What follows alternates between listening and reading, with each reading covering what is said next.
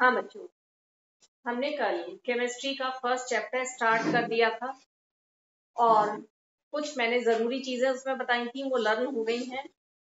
याद है ना? आयंस बताए थे लर्न करने के लिए, और एलिमेंट्स हाइड्रोजन से कैल्शियम तक सीक्वेंस में लर्न करने के लिए, है ना, एटॉमिक नंबर के साथ लर्न करने के लिए बोला था। अच्छा, और फिर मैंने क्या बताया था, केमिकल चेंज क्या होते हैं? वो चेंज जिसमें न्यू सब्सटेंस बनता है और वो परमानेंट होते हैं, इरिवर्सिबल होते हैं, ठीक है। जबकि जो फिजिकल चेंज है वो उसमें न्यू सब्सटेंस नहीं बनता, टेम्परेरी होते हैं वो, ठीक है, और वो रिवर्सिबल भी होते हैं। फिर मैंने कुछ एग्जाम्पल्स दिए थे केमिकल चेंज के, ठीक है। अब आप लोगों की बुक में कुछ एक्टिविटीज हैं जिनमें केमिकल चेंज ही हो रहे हैं, तो उन्हें हम डिस्कस करते हैं, ठीक है। फर्स्ट जो एक्टिविटी है, उस एक्टिविटी में क्या है कि बच्चों एक क्या लिया गया, टोंग, मतलब एक पकड़ने के लिए एपरेटस होता है। उस टोंग में क्या पकड़ना है? मैग्नीशियम रिबन, ठीक है। और मैग्नीशियम रिबन को बर्न करने से पहले इतने पोर्शन को सैंड पेपर से पहले क्या किया जाता है? रब किया जाता है। क्यों रब किया जाता है? मार्केट से जब आप परचेज करके लाते हो मैग्नीशियम रिबन, तो उसके ऊपर एक कवरिंग चढ़ी रहती है, कोटिंग होती है। किसकी कोटिंग होती है? बेसिक मैग्नीशियम कार्बोनेट की। किसकी? बेसिक मैग्नीशियम कार्बोनेट की। तो उसको रिमूव करने के लिए हम पहले इसको सैंड पेपर से रब करते हैं, ठीक है। वो बेसिक मैग्नीशियम कार्बोनेट की लेयर हट जाती है। उसके बाद यहाँ इसको बर्न किया जाता है। ये बर्नर है, इसमें आग जल रही है, उससे मैग्नीशियम रिबन को बर्न किया गया। बर्न करने पे हम क्या देखते हैं? व्हाइट डेजलिंग फ्लेम, बहुत व्हाइट और बहुत ज्यादा चमक वाली फ्लेम के साथ ये मैग्नीशियम रिबन बर्न होता है। और बच्चों, जब ये बर्न हो रहा होता है तो व्हाइट कलर की ऐश धीरे धीरे ये नीचे गिरती है। ऐश समझते हो ना? राख। व्हाइट कलर की ऐश इसमें नीचे की तरफ गिर रही है। नीचे हमने एक क्या लगाया है? वेसल, जिसको वॉच ग्लास बोलते हैं, लेबोरेटरी में होता है ये। तो वॉच ग्लास लगा दिया, वॉच ग्लास पे ये कलेक्ट हो गई व्हाइट ऐश, ठीक है। बच्चों, मैग्नीशियम को जब हमने बर्न किया तो उसने एयर में जो ऑक्सीजन थी उससे रिएक्ट कर लिया और क्या बनाया? Magnesium oxide. तो ये जो ऐश है, व्हाइट कलर की ऐश, वो केमिकली क्या है? मैग्नीशियम ऑक्साइड, ठीक है। बच्चों, जब इस मैग्नीशियम ऑक्साइड को, व्हाइट पाउडर को, अगर आप वाटर में डिसॉल्व करोगे तो क्या बन जाता है? एक बेस बन जाता है। बेस, बेस समझते हो? एल्कली समझते हो? देखो, चीजें दो तरह की होती हैं, एक एसिडिक और एक बेसिक। करना है, इधर देखो, ठीक है। जो एसिडिक होती हैं वो सोर होती हैं, खट्टी, और जो बेसिक होती हैं वो बिटर होती हैं, कड़वी, ठीक है। तो जब हम इस मैग्नीशियम ऑक्साइड को वाटर में डिसॉल्व करते हैं तो बन जाता है एक बेस जिसका नाम है मैग्नीशियम हाइड्रोक्साइड, ठीक है। समझ में आ रही है एक्टिविटी? कहीं कोई डाउट? और इसमें जो हुआ, केमिकल जो चेंजेस आए, पहले मैग्नीशियम का रिबन था, वो बर्न होके मैग्नीशियम ऑक्साइड बना। फिर मैग्नीशियम ऑक्साइड को अगर हम वाटर में डिसॉल्व करते हैं तो एक बेस बन जाता है जिसका नाम मैग्नीशियम हाइड्रोक्साइड है, ठीक है। मिल्क ऑफ मैग्नीशिया भी उसे ही कहते हैं, ठीक है। उसकी रिएक्शंस आपको आनी चाहिए, ये मैंने लिख दी है। ये देखो, मैग्नीशियम जब बर्न हो रहा है मतलब ऑक्सीजन से रिएक्ट कर रहा है, मैग्नीशियम प्लस ऑक्सीजन क्या बन जाएगा? Magnesium oxide. और ये मैंने यहाँ बैलेंस्ड रिएक्शन लिखी है, यहाँ टू लगाया है क्योंकि अब मैग्नीशियम के 2 एटम्स हो गए। यहाँ भी मैग्नीशियम के 2 एटम्स, ऑक्सीजन के 2 एटम्स है, ये O2 लिखा हुआ है। और ये यहाँ आगे 2 लिखा हुआ है ना, ट्वाइस, इसका मतलब मैग्नीशियम भी 2 एटम्स है और ऑक्सीजन के भी। तो ऑक्सीजन के भी 2 एटम्स हो गए, मैग्नीशियम के भी 2। यहाँ भी ये वाली साइड जो है, एरो के लेफ्ट साइड में रिएक्टेंट्स होते हैं, एरो के राइट साइड में प्रोडक्ट होते हैं, ठीक है। दोनों तरफ मैग्नीशियम के 2 एटम्स हैं और ऑक्सीजन के भी 2 एटम्स हैं। इसका मतलब जो ये रिएक्शन लिखी है, इक्वेशन जो है ये बैलेंस्ड है, ठीक है। अब इस मैग्नीशियम ऑक्साइड को अगर हम वाटर में डिसॉल्व करते हैं, MgO प्लस H2O लिखेंगे ना, ये रिएक्टेंट्स है, तो क्या प्रोडक्ट बनेगा? मैग्नीशियम हाइड्रोक्साइड, ठीक है, MgOH होल ट्वाइस। ये रिएक्शंस आपको पता होनी चाहिए। ये ऑलरेडी बैलेंस्ड है, इसमें हमें बैलेंस नहीं करना पड़ा, ट्वाइस या थ्राइस कुछ लगाना नहीं पड़ा। देखो जरा काउंट करो, मैग्नीशियम का 1 एटम, यहाँ मैग्नीशियम का 1 एटम, भाई ये जो 2 लगा हुआ है ये केवल O और H के लिए है। फिर यहाँ देखो ऑक्सीजन का 1 एटम ये और एक ये, 2 एटम्स हो गए ना। यहाँ देखो ऑक्सीजन के 2 एटम्स माने जाएंगे ना, MgOH होल ट्वाइस लिखा हुआ है। हाइड्रोजन का काउंट करो, यहाँ 2 एटम्स हाइड्रोजन, ठीक है, और यहाँ भी हाइड्रोजन के 2 एटम्स हो गए। क्लियर है ना? ठीक है, तो दोनों तरफ बैलेंस्ड है, ठीक। एक्टिविटी 1 क्लियर है, ये 1.1 क्लियर, ठीक है। ये रिएक्शंस जरूर लिख लेना एक्टिविटी 1.1 में, जहां आपकी बुक है वहीं लिख लेना, इसी जगह, इस तरह जैसे मैंने इसको लिखा है। करो जल्दी से।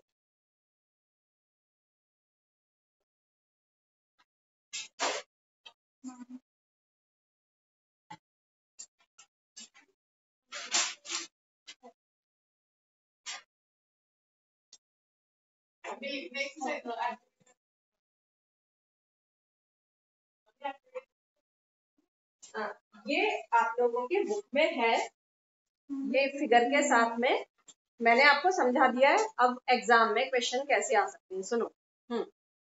Why do we remove outer layer from the magnesium ribbon, ठीक है।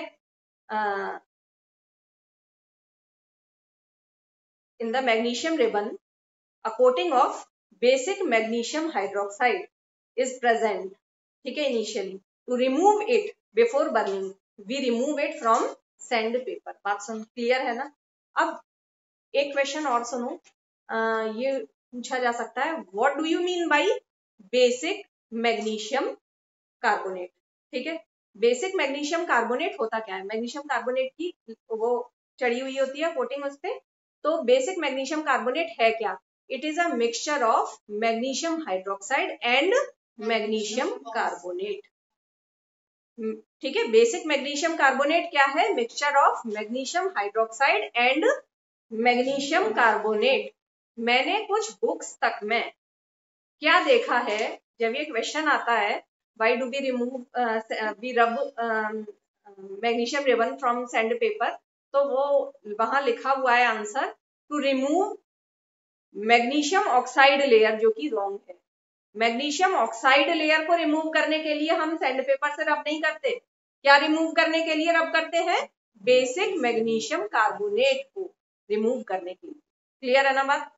ठीक है, अच्छा। फिर वो पूछ सकते हैं मैग्नीशियम ऑक्सीजन से रिएक्ट करके क्या बनाता है सब्सटेंस, व्हाइट ऐश जो है वो क्या है chemically? Magnesium oxide. Magnesium oxide को अगर आप वाटर में डिसॉल्व करते हो तो क्या बनता है? एक बेस बनता है जो मैग्नीशियम हाइड्रोक्साइड है, MgOH होल ट्वाइस, ठीक है। अच्छा, और मिल्क ऑफ मैग्नीशिया इसी को बोलते हैं, मैग्नीशियम हाइड्रोक्साइड को मिल्क ऑफ मैग्नीशिया का उन्होंने पूछ लिया क्या होता है, उसका फॉर्मूला लिखो तो MgOH होल ट्वाइस ही लिखोगे। क्लियर है ना बात? समझ में आ रहा है? कर लो।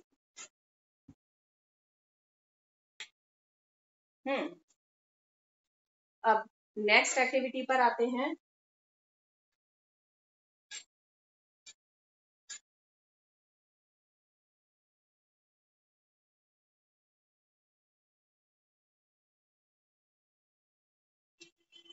एक्टिविटी 1.2, इसमें क्या बोला है कि हमें take lead nitrate solution in test tube, एक टेस्ट ट्यूब लिया जिसमें लेड नाइट्रेट का सॉल्यूशन लेना है। लेड नाइट्रेट एक कंपाउंड है और उसका सॉल्यूशन ट्रांसपेरेंट होगा, कलरलेस होगा, ठीक है।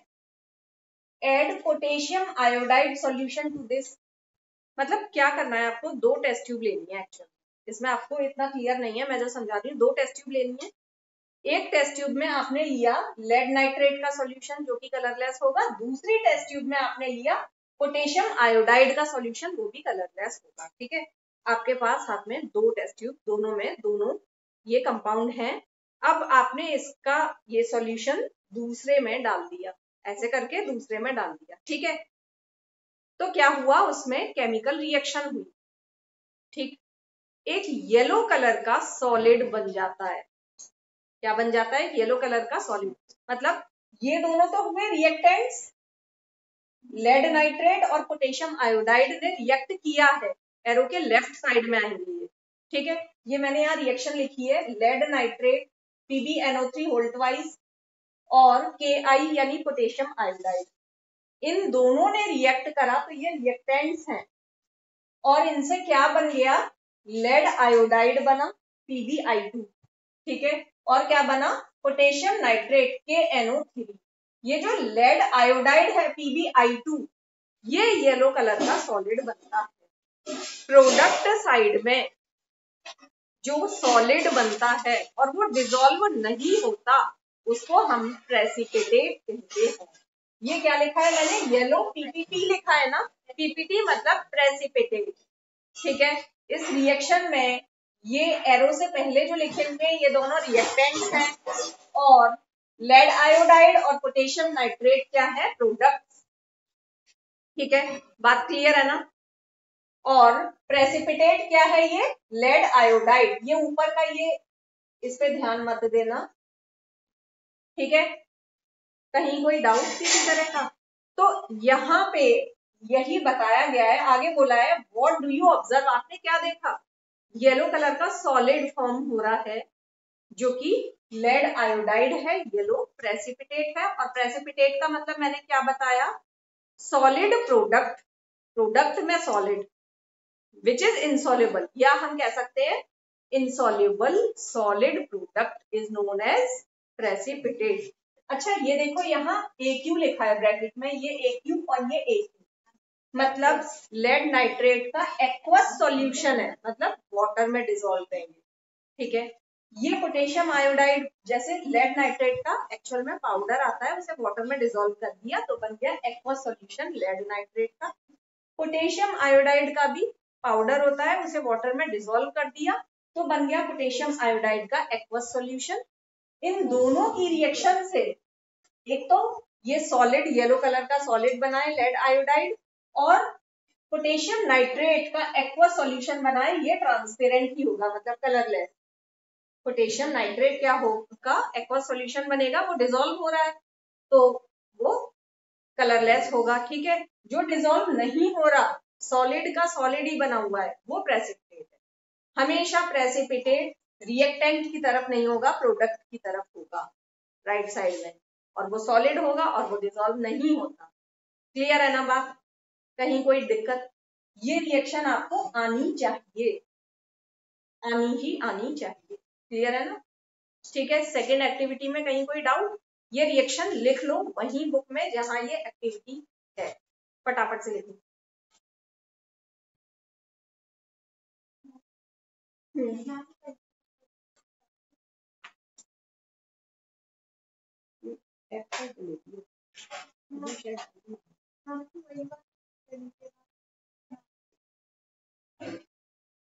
बच्चों एक बात बताओ, ये रिएक्शन क्या बैलेंस्ड है? बैलेंस्ड है? बताओ खुशबू, सिया, हाँ रिया, बैलेंस्ड है ये या नहीं है? देखो ये बैलेंस्ड रिएक्शन नहीं है। जो बैलेंस्ड नहीं होती, अनबैलेंस्ड रिएक्शन को स्केलेटल फॉर्म ऑफ रिएक्शन भी कहते हैं। स्केलेटल फॉर्म है ये इक्वेशन, ठीक है। कैसे बैलेंस्ड नहीं है? ये देखो बच्चों, यहाँ लेड का एक एटम, यहाँ भी एक एटम, ठीक है। अब यहाँ देखो पोटेशियम का एक एटम, यहाँ एक एटम, ठीक है। आयोडीन के यहाँ एक एटम है, यहाँ 2 एटम्स हैं, इसका मतलब है ना कुछ गड़बड़। तो हमें इसे बैलेंस्ड करना होगा। बैलेंस कैसे करना है? अगर ये I2 है ना, मैं यहाँ पे ट्वाइस लगा देती, ठीक है। बुक में बैलेंस करके ही लिखना बैलेंस। अब आयोडीन 2 हो गया, लेकिन पोटेशियम भी तो 2 हो गया, यहाँ पोटेशियम 1 है तो मैंने क्या किया, यहाँ भी 2 लगा दिया, ठीक है। अब देखो पोटेशियम यहाँ 2, यहाँ भी 2 हो गए हैं, नाइट्रोजन यहाँ 2 हो गए ना, ट्वाइस ये सबके लिए है, और यहाँ भी नाइट्रोजन 2 है क्योंकि ये ट्वाइस लगा हुआ है, होल ट्वाइस। ऑक्सीजन देखो यहाँ कितने हैं, 3 2 6, ऑक्सीजन 6, यहाँ चेक करो 2 3 6, ऑक्सीजन 6। अब ये इक्वेशन बिल्कुल बैलेंस्ड है, इस तरह से लिखना, लिखो जल्दी। हाँ ये देखो बच्चों, और अच्छे से समझ में आ जाएगा। एक टेस्ट ट्यूब में लेड नाइट्रेट का एक्वस सॉल्यूशन लिया जो कि कलरलेस है, और दूसरी टेस्ट ट्यूब में हमने क्या लिया है, पोटेशियम आयोडाइड का एक्वस सॉल्यूशन।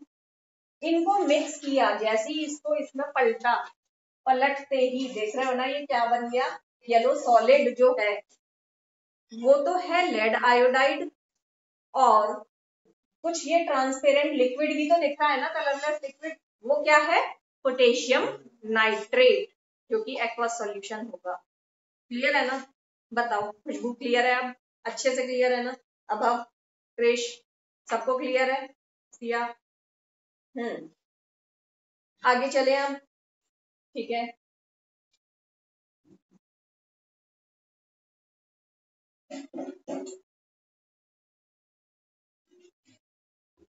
ये एक्टिविटी 1.3। बच्चों इसमें क्या बोला है कि जैसे हमने टेस्ट ट्यूब ली या कोई और भी चीज ले सकते हैं, फ्लास्क वगैरह ले लिया, ठीक है, इस तरह का कुछ वेसल लिया है, उसमें जिंक के ग्रेन्यूल्स डाले, जिंक के ग्रेन्यूल्स आते हैं, मतलब जिंक के दाने, वो डाले, और ऊपर से डाला थोड़ा सा एसिड। यहाँ इस एक्टिविटी में बोला है या तो हाइड्रोक्लोरिक एसिड ले लेना है यानी कि HCl, या फिर सल्फ्यूरिक एसिड ले लेना है यानी कि H2SO4, ठीक है। तो क्या होगा अगर हम एक फ्लास्क में जिंक ग्रेन्यूल्स डालने के बाद उसमें हाइड्रोक्लोरिक एसिड डालते हैं या फिर सल्फ्यूरिक एसिड डालते हैं, दोनों ही केसेस में क्या होगा, कुछ हमें बबल्स निकलते हुए दिखाई देंगे, बबल्स निकलेंगे, और वो बबल्स किसके होंगे, हाइड्रोजन गैस की। हाइड्रोजन गैस रिलीज होती है, यहाँ जो रिएक्शन होगी, जिंक जब एसिड से रिएक्ट करेगा तो क्या होगा, हाइड्रोजन गैस रिलीज होगी, ठीक है। तो होता क्या है, जब जिंक में ये डाला जाता है हाइड्रोक्लोरिक एसिड HCl, तो जिंक क्लोराइड बनता है यानी ZnCl2, ठीक है, और क्या बनता है, हाइड्रोजन गैस बनती है, ठीक है।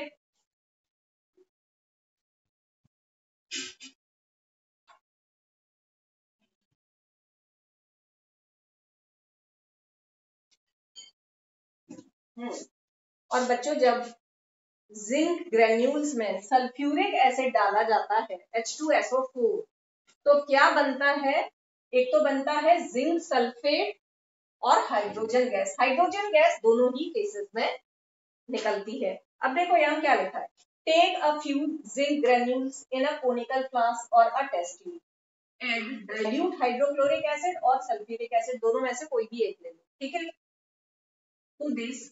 फिर यहाँ पे क्वेश्चन लिखा हुआ है क्या, handle the acid with care. Acid आप सब जानते हो कोरोसिव होता है, नेचर वाइज कैसा होता है, कोरोसिव, तो इसलिए बहुत ध्यान से हैंडल करने की जरूरत है, ये नहीं कि उसकी एक ड्रॉप को भी आप छू दे डायरेक्टली, ठीक है।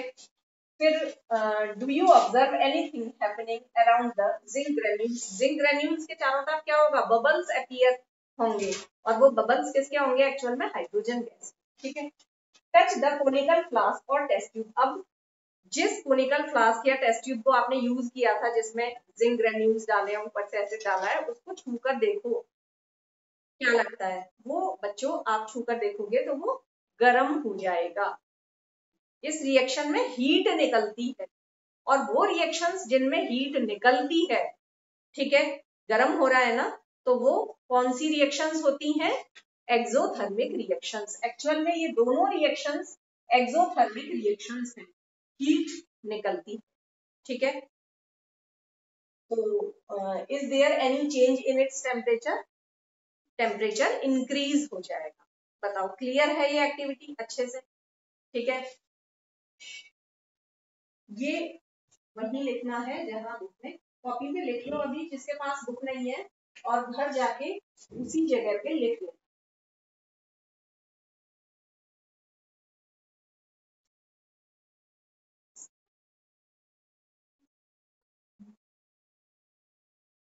तो भी साथ में रखना चाहिए।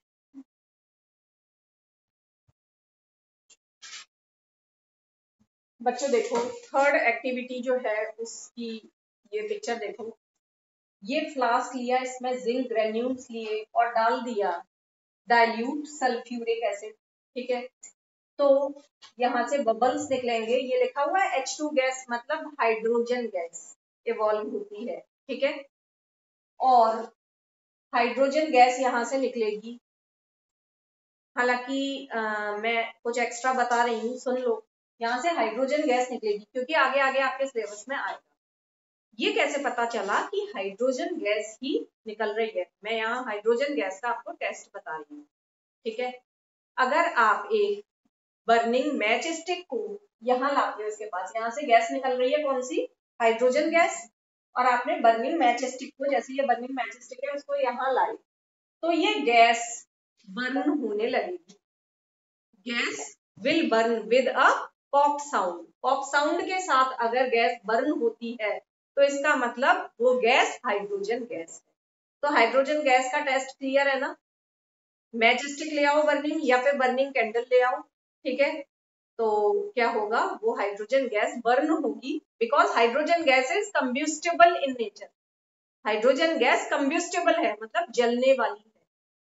ठीक है, और it will burn with pop sound. Clear है?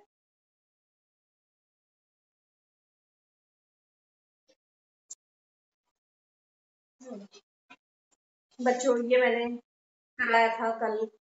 ठीक है, केमिकल चेंज बताया था। क्या होता है केमिकल चेंज?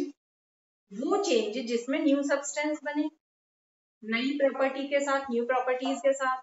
और ये चेंज परमानेंट होते हैं, इरिवर्सिबल होते हैं।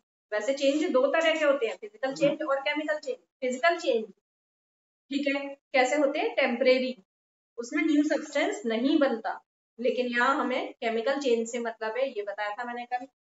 और फिर बच्चों, मैंने ये भी कहा था कि यहाँ पे ये लिख लेना साथ में कि these are permanent and irreversible. ठीक है, फिर ये कुछ चेंजेस हैं जो कि केमिकल चेंज है, जैसे souring of milk when left at room temperature during summer, rusting of iron, iron में एक बार रस्ट लग जाती है, बस लग जाती है हमेशा की। फिर उसके बाद फर्मेंटेशन ऑफ ग्रेप्स, जिसमें मैंने बताया था शुगर का किसमें चेंज होना? अल्कोहल में, with the help of yeast. फिर है cooking of food, food cook करने से पहले उसकी शक्ल कुछ और होती है, और कुक होने के बाद वो कुछ और तरह से दिखाई देता है। ठीक है, वापस पहले की तरह फूड नहीं हो सकता। फिर digestion of food in our body, food digest हो जाता है। ठीक है, केमिकल चेंज है। हम कार्बोहाइड्रेट्स खाते हैं, वो डाइजेस्ट होके टूट जाता है ग्लूकोज में। हम फैट्स खाते हैं और वो डाइजेस्ट होके टूट जाते हैं फैटी एसिड और ग्लिसरॉल में। हम प्रोटीन्स खाते हैं, वो डाइजेस्ट होके टूट जाते हैं एमिनो एसिड्स में। फिर रेस्पिरेशन प्रोसेस, रेस्पिरेशन का मतलब ये मत समझ लेना कि ऑक्सीजन लेना और कार्बन डाइऑक्साइड निकालना, नहीं। रेस्पिरेशन का एक्चुअल मतलब है ऑक्सीडेशन ऑफ फूड, या कह सकते हो burning of food with the help of oxygen in the cell is known as respiration. और रेस्पिरेशन को इसीलिए सेलुलर रेस्पिरेशन भी कहते हैं, because it takes place inside the cell. ठीक है, फिर है formation of curd from milk, curd बनना मिल्क से। मिल्क में लैक्टोज शुगर होती है, वो लैक्टिक एसिड में चेंज हो जाती है, किसकी हेल्प से? एक बैक्टीरिया होता है लैक्टोबैसिलस, तो ये केमिकल चेंज है। फिर है बर्निंग ऑफ फ्यूल, फ्यूल कुछ भी हो सकता है, wood, coal, kerosene, petrol, LPG. ठीक है, जब फ्यूल बर्न होता है तो कार्बन डाइऑक्साइड बनती है, वाटर वेपर्स निकलती हैं, और साथ में हीट और लाइट एनर्जी निकलती है। फिर burning of candle wax, candle wax actual में हाइड्रोकार्बन्स है, मतलब वो कंपाउंड जो कार्बन और हाइड्रोजन से मिलकर बने हुए हैं, ठीक है। और जब ये बर्न होता है कैंडल वैक्स तो बनता है वही जैसे फ्यूल में बन रहा था, कार्बन डाइऑक्साइड, वाटर वेपर और हीट और लाइट।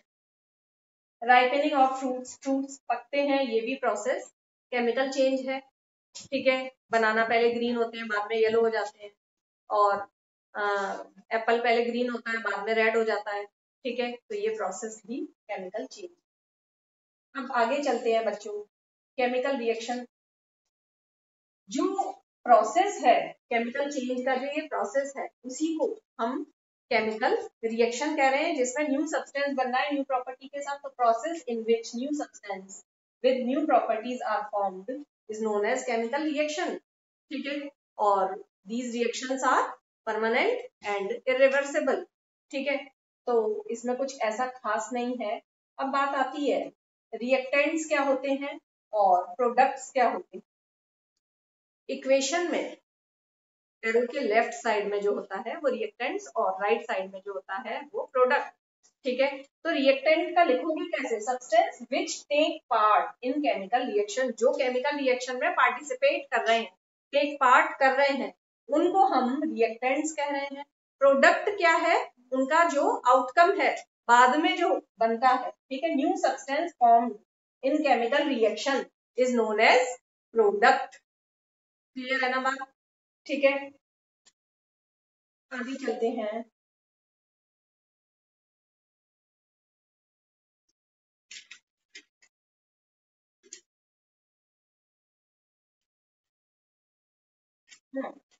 बच्चों अब आता है कैरेक्टरिस्टिक्स ऑफ केमिकल रिएक्शन। आपको ये कैसे एहसास होता है कि यहाँ केमिकल रिएक्शन हो रही है। कुछ ऐसी कैरेक्टरिस्टिक्स हैं जिनको देखकर, जिनको महसूस करके हमें पता चलता है कि हाँ भाई यहाँ केमिकल रिएक्शन ही हो रही है, ठीक है।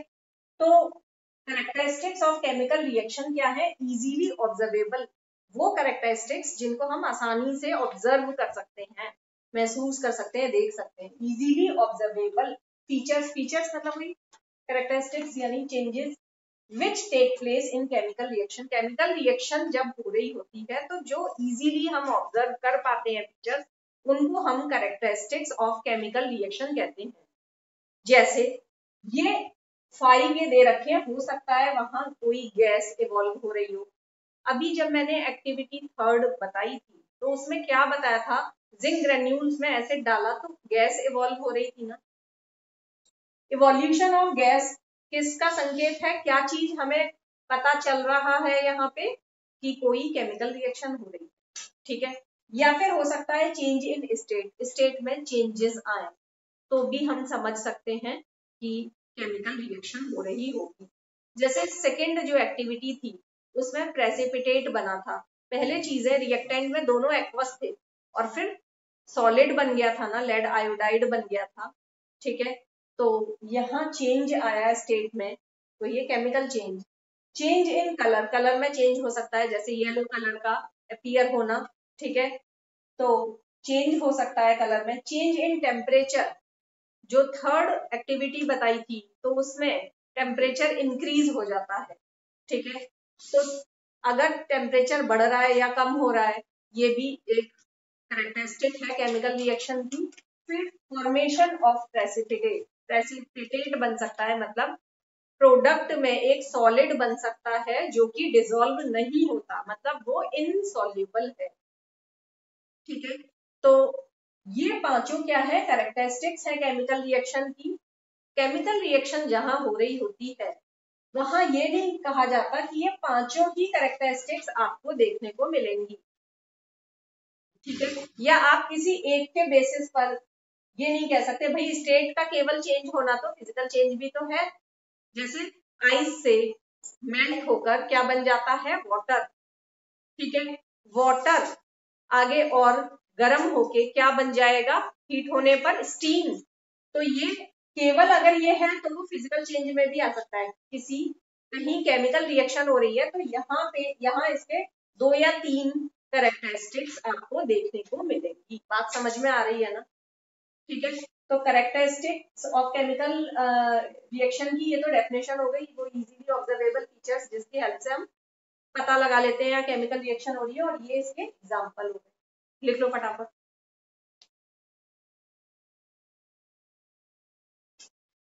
हाँ निकिता बताओ। Carbonate ion, CO3 minus acetate ion, CH3CO O minus, sulphate ion, SO4 minus, अच्छा phosphate ion, PO4 minus,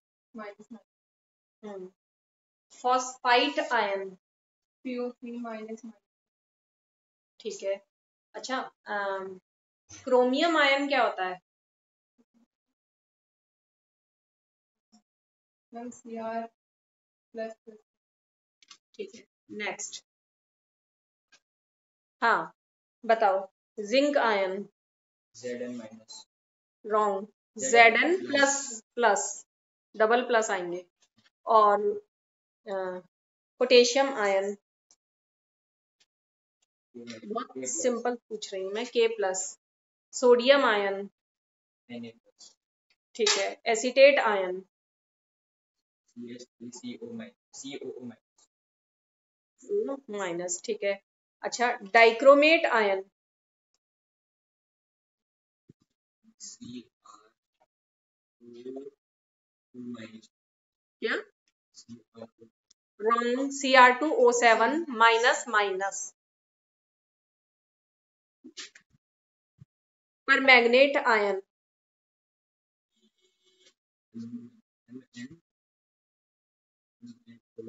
MnO4 minus. अभी लर्न नहीं है, पक्के लर्न करो। हाँ करना। अभी तुमने आयंस याद नहीं किए हैं, कल तुम्हें आयंस याद करके लाने ही हैं, ठीक है। और अब मुझे प्राइम नंबर सुना दो 1 से लेके 100 तक। 2, 3, 5, 7, 11, 13, 17, 19, 20, 29, 31, 37, 41, 43, 47, 53, 59, 60, 61, 67, 71, 73, 79, 83, 83, 87, 83, 89, 97, रुको रुको रुको अभी। हाँ 13 का टेबल सुनाना ही पड़ेगा। थर्ड मैंने टेबल्स 15 तक दे रखे हैं, और आगे अब सब लोग 20 तक लर्न कर लेना। सुनाओ। नहीं याद? क्यों नहीं याद? मुझे चाहिए आंसर। अभी तो आंसर भी याद नहीं है ना। हाँ और ऑनलाइन नहीं आना है, ऑफलाइन आना है। आ जाओ यहाँ। हाँ रिया। हाँ सल्फेट आयन, डबल माइनस है, ट्रिपल माइनस नहीं है, रॉन्ग बता रही हूँ। अच्छा हाइड्रोजन कार्बोनेट, हाइड्रोजन कार्बोनेट को का दूसरा नाम क्या है? अच्छा फॉस्फेट आयन, अच्छा। और डाइक्रोमेट आयन, जोर से बोलो। Cr2O7। अभी थोड़ा कच्चा है, ठीक है, पक्का करना है। अच्छा बताओ मैग्नीशियम आयन, अच्छा सिल्वर आयन, सिल्वर आयन में सिंगल प्लस लगेगा। अर्जेंटस और अर्जेंटिक दो होते हैं ना, अर्जेंटस है सिल्वर आयन, बताया था ना मैंने।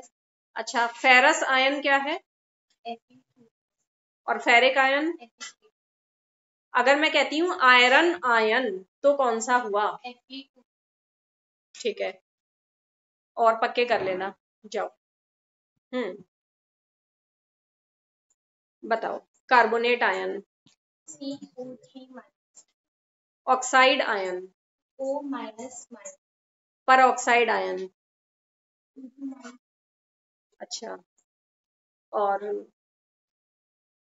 Zincate ion, ZiO, zincate ion, ZnO2 minus silicate ion, SiO3 minus permanganate ion,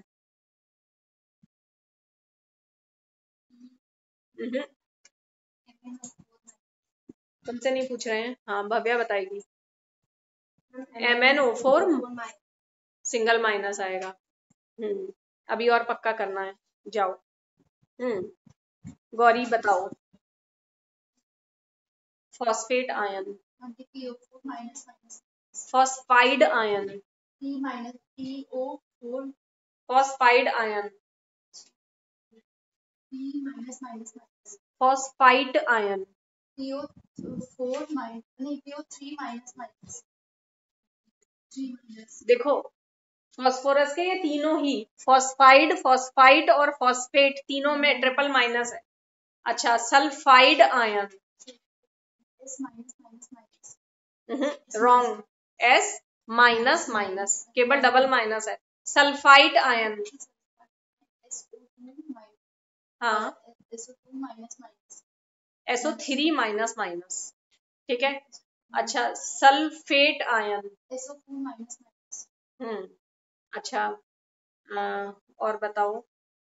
zinc ion, Zn plus plus hydride ion, H minus hydrogen ion, hydrogen H plus iodide ion, I minus plus I minus, bromide ion, Br plus plus wrong, Br minus, ठीक है। अच्छा, अभी और पक्का करना है, जाओ। हाँ, सिया, क्रिश और खुशबू कल लर्न करके आएंगे, ठीक है। प्रत्यक्ष, हेलो प्रत्यक्ष। हाँ, मैंने कुछ आयंस लर्न करने के लिए दिए थे, मैं सेंड कर दूंगी और वो लर्न कर लेने हैं, तुमसे भी पूछे जाएंगे। ओके बच्चों, अब जा सकते हो, छुट्टी।